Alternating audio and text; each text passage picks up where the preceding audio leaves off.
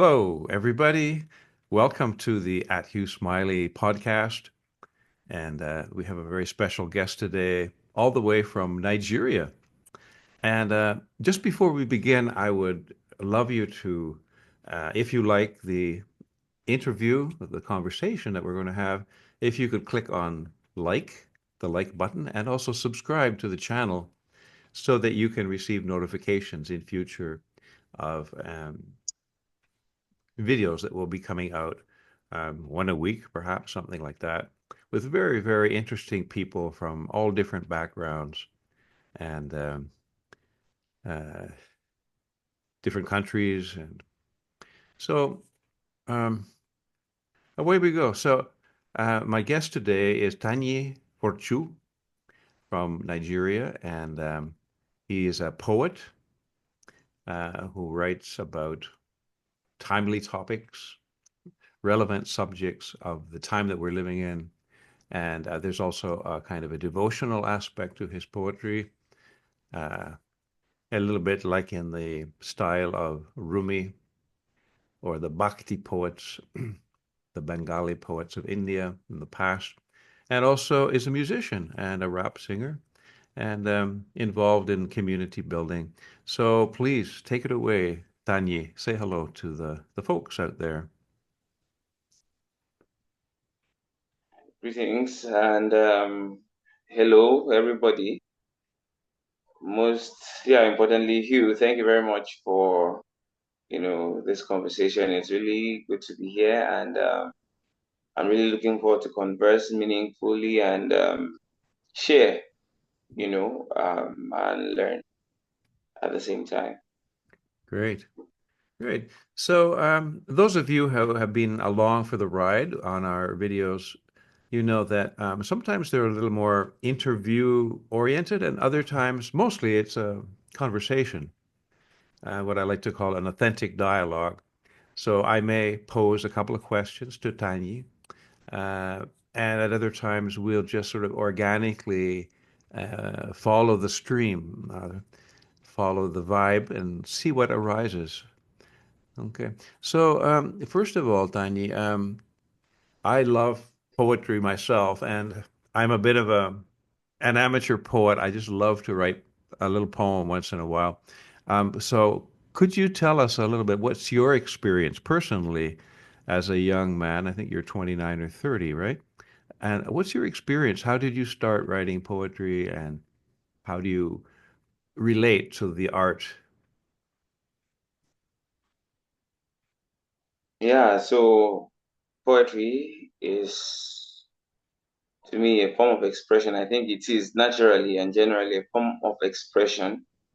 And personally, I started writing when I was about 9 years old, 9, 10, and it was about expressing happiness, sadness, joy, about telling a story, and also planning action because I think poetry connects to the expressions of what a human being is feeling now.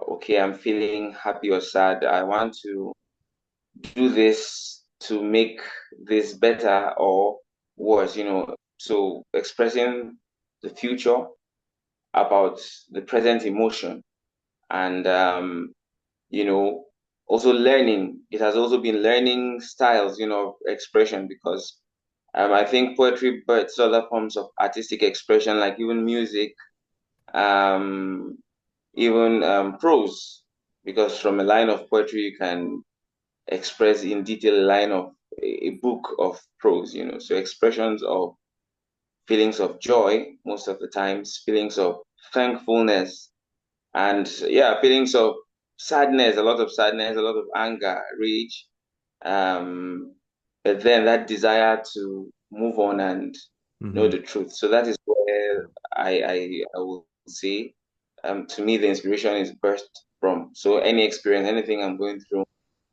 and yeah, pretty much is expression Yes. in Uh-huh. one word. Yeah, they say that poetry is the monarch, like the king or the queen of the arts, because it's so condensed it takes a whole idea or experience and reduces it to a few words or phrases, and it can be very metaphorical as well. Um, and yes, it can be kind of the foundation of songs. Many poems have been turned into songs or stories. How old were you when you started to experiment with writing? Um, about 12, 13, Hmm. when I mean consciously experiment, but then it was all about expression from about 9, but then try different styles of maybe putting out this feeling, really started consciously about 12, 13, and up till now because it's a continuous process of learning and improving. Yes, yeah. Well, I'm so happy to meet you. Tanyi and I have known each other recently, actually, through a WhatsApp group with some Canadian friends and other African friends from different countries. And so I'm really happy to meet an artist from Nigeria. So tell us a little bit, what's it like being an artist? I know here in Canada, artists have to struggle. There are a few people who are really successful and famous, perhaps, but very, very few. Most musicians, writers, artists have to struggle to make a living, and sometimes the arts are not given the same importance as politics or the economy or even religion. So I'm just wondering what the situation is in Nigeria. Um, are artists, are poets, for example, acknowledged, recognized, encouraged, or sort of invisible and don't receive any support?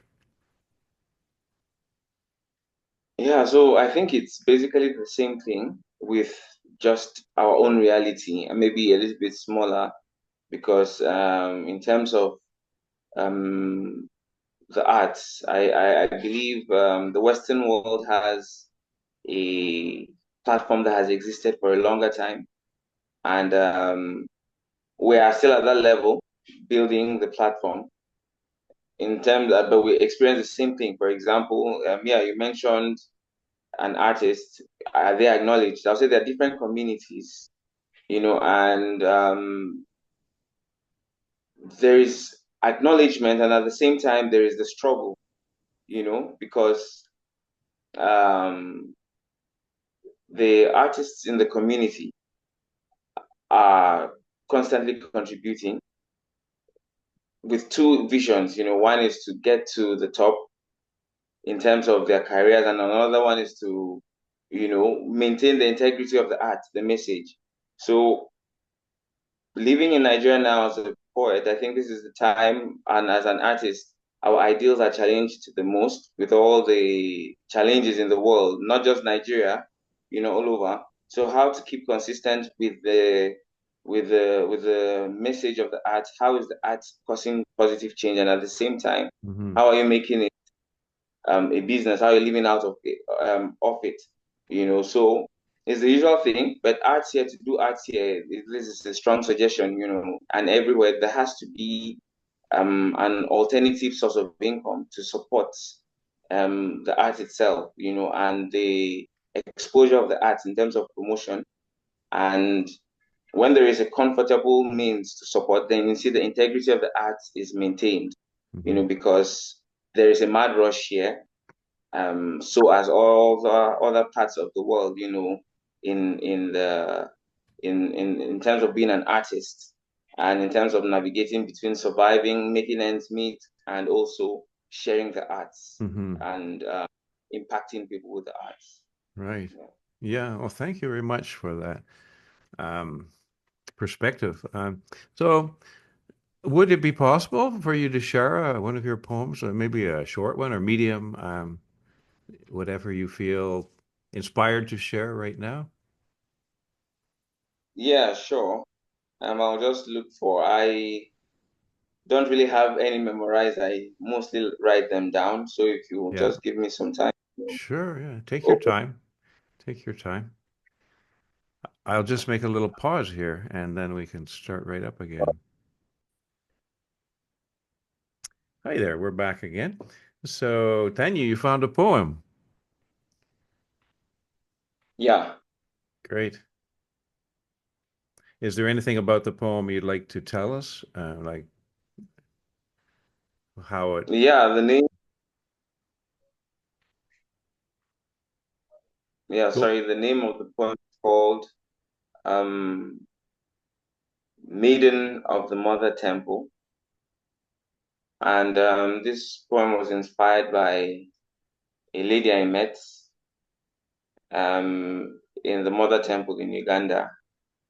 And she walked, you know, in the temple grounds and was very, very radiant as she served.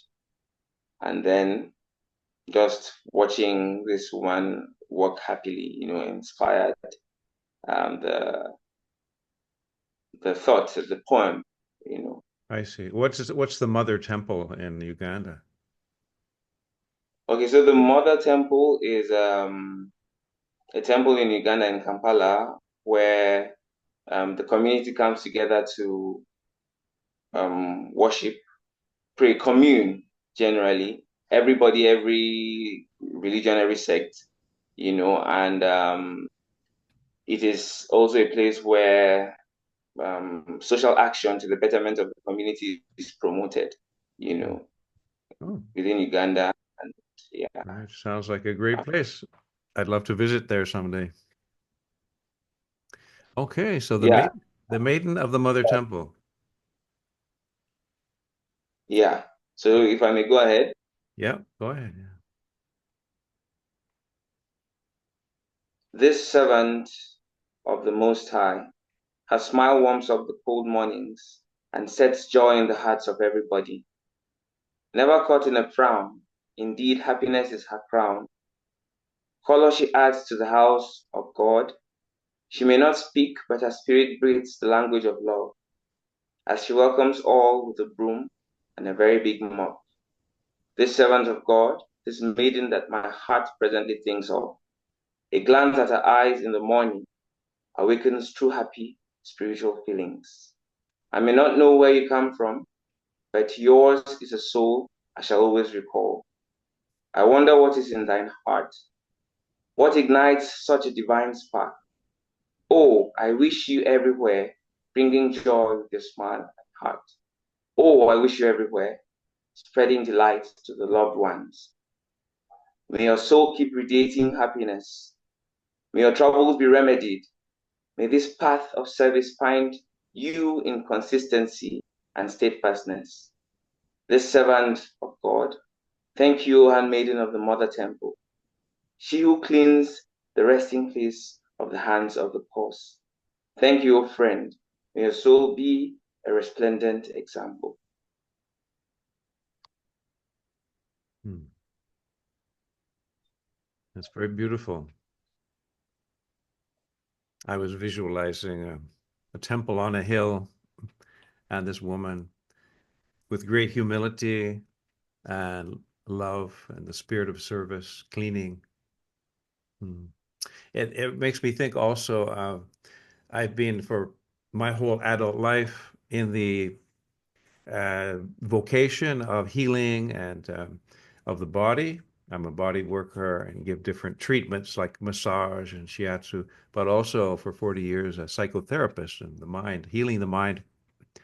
And they say that the body is the temple of the spirit, and part of being sound and integrated is having a body that works as well as possible. And part of that is cleaning and cleansing, as we say sometimes, fasting or um, eating healthy food, and not the quantity so much, but the quality, and exercising, and practicing yoga, and all. So there are so many methods to keep our personal temple clean and, um, I guess, ready to serve our soul or our higher being, our mind even. So it's like the body is the vehicle through which we can express ourselves. And in a way, a poem, I guess, is it's a kind of a physical thing. It uses words from a language, from a physical people on the physical planet. So it has a structure and a form, but also much more, it's the vehicle through which your spirit, your soul, I guess, your feelings and your higher vision can be expressed. So, in a way, everything as above, so below, and as without, so within. The what we see outside is sort of like a projection or an extrapolation of what is inside, and vice versa. So these places like spiritual centers and temples can really help us attune to that principle. So this is really great. I could talk with you for hours, but we will try to keep it fairly short for the viewers' attention span. I know if I look at a video that's an hour long, I probably won't even begin to watch it. So that will be about 20 or 30 minutes. But I'm wondering also about racism. In the Western countries, people are there's a great deal of racism everywhere in the world. It's one of the big challenges of humanity, to resolve and to transcend. And here in North America, there's a conversation about it, which is growing, more awareness, and more people are willing to talk about it, to try to understand the roots of it and how we can how we can work through it, so to find equality and oneness and justice, for and human rights for all people. So I'm just wondering, I've only been in Egypt, so I don't really know sub-Saharan Africa. I would love to know from a young poet in Nigeria, what's your perception of racism in your country, in your communities, and how are you personally affected by it, perhaps, or do you have some ideas about it? Yeah, actually, racism. I will say racism in Nigeria, my experience, it's not like the other Africans who are maybe out of Africa experiencing it. It's totally different. Hmm. It's more subconscious here. It's not really something that you experience, Okay. except you're interacting. Even when you interact from here, I think it's most it has effect when there is this interaction physically. But here, what we have, which is I feel equivalent to racism, because racism is a prejudice, it's a racial prejudice about ethnicity. You have tribalism here, Uh, which is very profound. The different tribes, you have about 400 tribes with 400 different languages or more, possibly in Nigeria, interacting and harmonizing and, converging and hmm. also colliding at the same time. Right. So there are different aspects which is similar is the prejudice, the fact that there is this discrimination. Some people are discriminated, some people some tribes elevate themselves to feel more superior. Some tribes are stigmatized for some particular actions, you Yes. know. But I've never really experienced firsthand racism, to be honest. Maybe because I've never lived out of Africa, Okay. but then um, if it manifests in a way that we can feel it here, or I can feel it here as a poet, I'll say in our systems, the systems we have that require interaction with um, foreign interaction, foreign friends, generally, and I'll look at it as a form of paternalism. It Mm. manifests systematically in the form of paternalism mainly, but then at the level of social interaction, tribalism is there, and it's really Yeah. intense and it's no much. Personally, I feel is no more, really different from racism. Like the different races, the different tribes, because It's the you same know it, dynamic, isn't it? Because it's almost like wherever, whichever nation, whichever part of the globe, uh, people, because of politics and money and different reasons, will look to have an other, the other ones that are different. So if it's race, I guess in Nigeria, most people are of the black race. So, but if it's not race, then it's tribe or language or ethnic group or there's always a way to other a group of people. And I remember in Rwanda where that terrible genocide broke out, and that there were two main tribes, the Hutus and the Tutsis, I believe. And it was part of there was probably always some competition between them, but the colonial experience, the British, for some reason, they favored the Tutsis and hired them to do, gave them employment and economic benefits. But they were a minority, and the Hutus became eventually sick and tired of being second-class citizens and cut out of the good jobs. And it just broke out. Hatred, and the media was used to incite violence, and it was horrible. 1 million people and more died. Yeah. I think maybe also in regard to Africa, we don't even hear much in the West. I mean, there's so much happening in Africa. There's dozens of countries, and as you say, languages and history and culture. But because of racism here, we don't even, for example, in the Sudan, for the last 2 years, there's been a terrible civil war, and 300,000 people have been killed at least. The whole country is being torn apart. It hardly appears in the news. But the Ukraine and Russia, which are white countries, every day there's a lot of news about the war in the Ukraine. So we know all about that, supposedly, but we don't hear a word hardly about the Sudan. So that's a kind of a racism that manifests in ignorance, in one part of the world about the importance of another part of the world. So, indeed.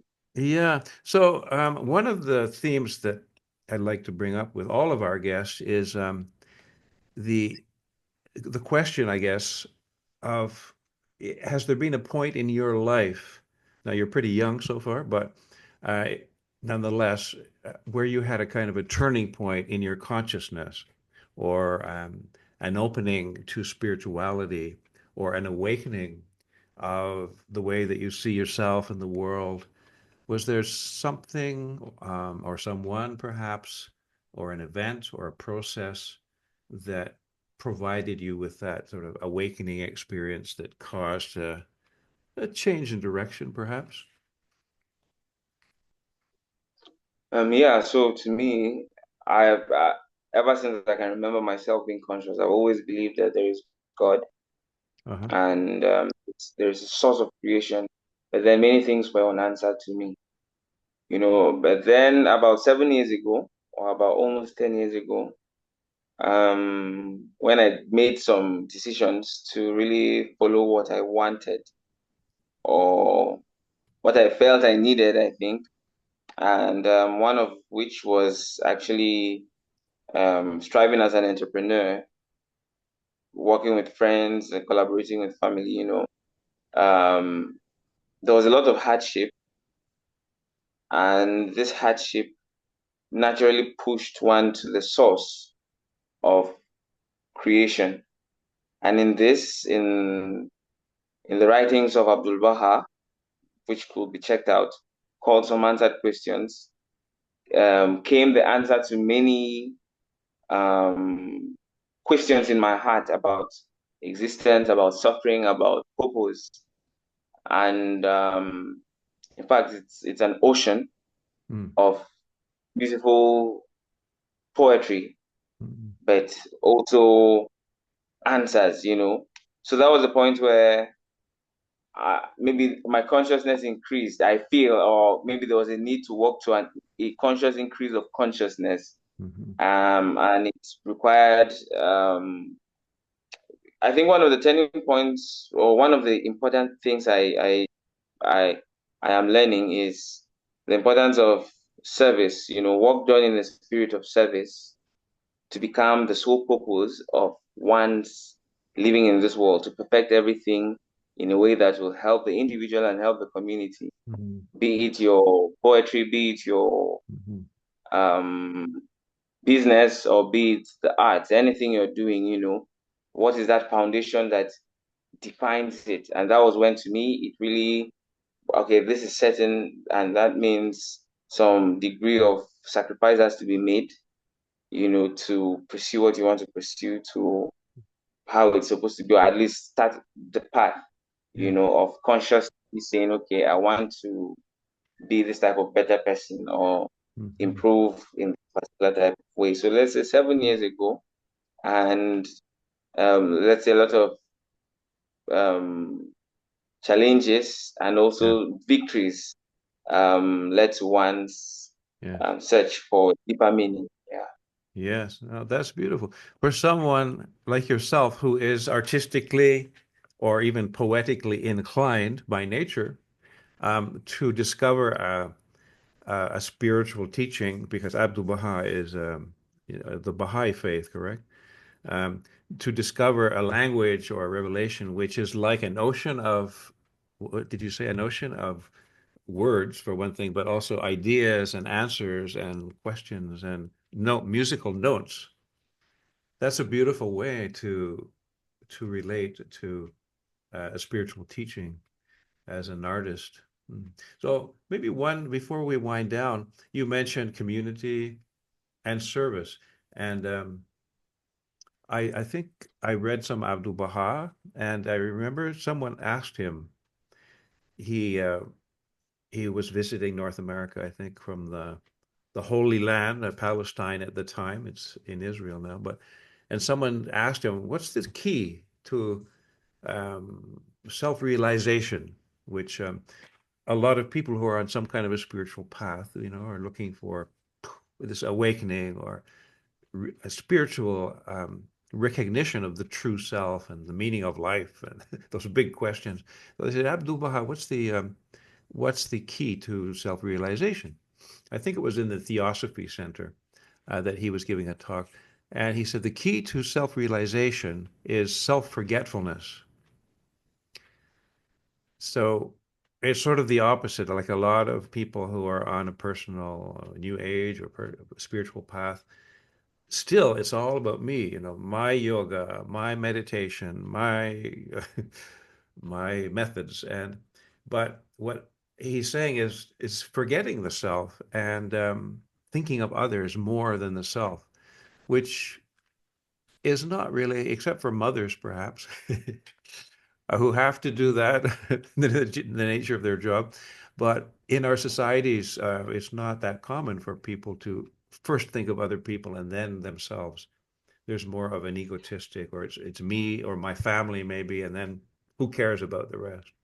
So you mentioned community building, and how do you see that a young adult like yourself can contribute to building a community, a local community, perhaps that is embodies justice and human rights, of course, and authentic dialogue and uh, cooperation, collaboration.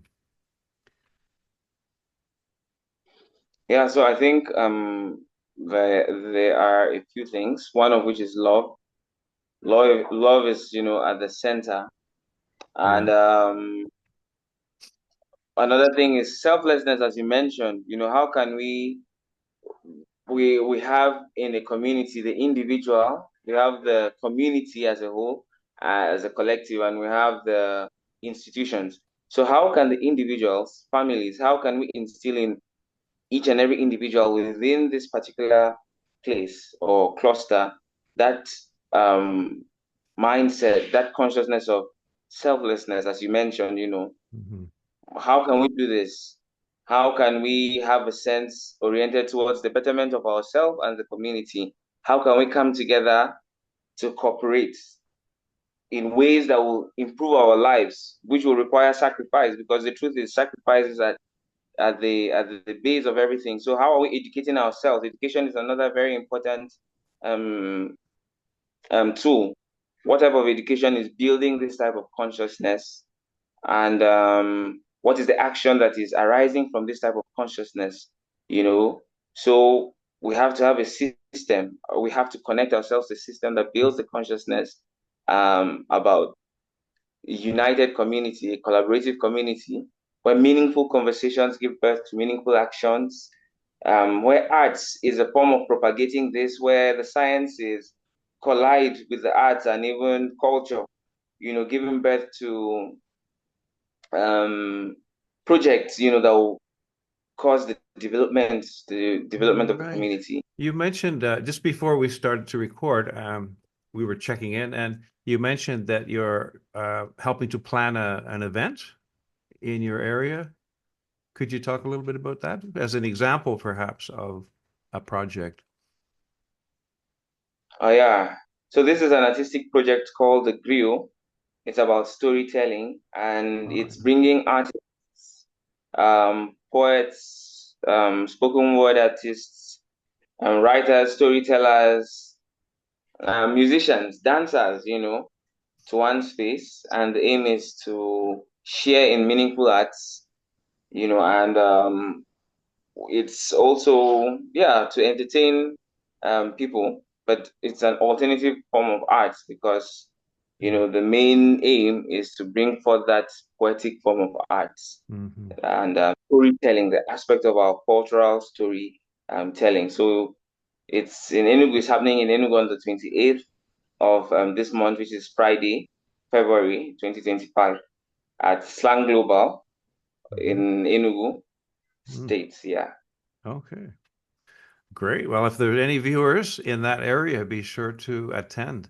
I'm just thinking the the traditional teachings of the indigenous people of any land, are so beautiful and connected with the earth and the the geography and everything, the weather, the history, and the rituals and ceremonies and prayers and chanting. They contain something very beautiful and powerful. So I'm just thinking that poetry is like a ritual in a way. It's um, it's a way that we can maintain that tradition of the vehicle, the poem being the vehicle of the spirit that comes to inspire not only the poet, but the people who are able to listen to the poetry, just as a shaman in the Aboriginal culture can be that intermediary that sings or chants or tells a story to connect heaven and earth and the mind and the body. So maybe would you have another poem or a song that you would share with us before we say goodbye? And speaking of by the way, I would love to invite you back in the future to have to continue our conversation. It feels like we're just getting started, really sort of touching on the surface of a few deep themes, but it would be wonderful to have another opportunity to listen to you. Yeah, that would be wonderful. Yeah, and sure, I can share a song. Yeah.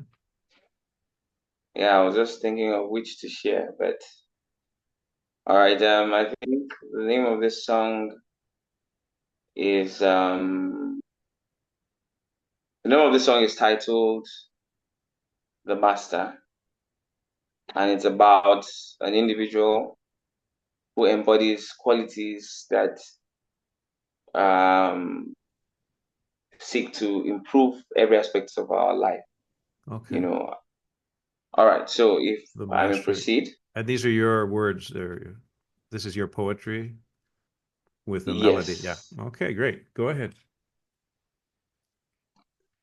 He's the master, exemplar, the perfect one, that mystery, the center, interpreter, the most great branch of the covenant, after all. Abdullah, Abdullah, Abdullah. He's a mystery that is made up of a special clay. The most great branch I've got today. Through his word, the voice of God is heard so clear. Me, I never see a graceful day like this. He's the master, example of the perfect one, that mystery, the center, interpreter, the most great branch of the covenant, Abdullah, Mhm. Abdullah, Yeah. Abdullah. Yeah, Yeah. Wow. That's really great. You have a good voice. I'm just imagining a whole band, accompanying you with percussion and, guitars or whatever. That's beautiful. Yeah. And again, that theme of service, right? Because I think Abdul means service, servant of the light, servant of the glory. So yeah. that's pretty beautiful. Do you have a recording where there's accompaniment as well with instruments, or just a cappella? Just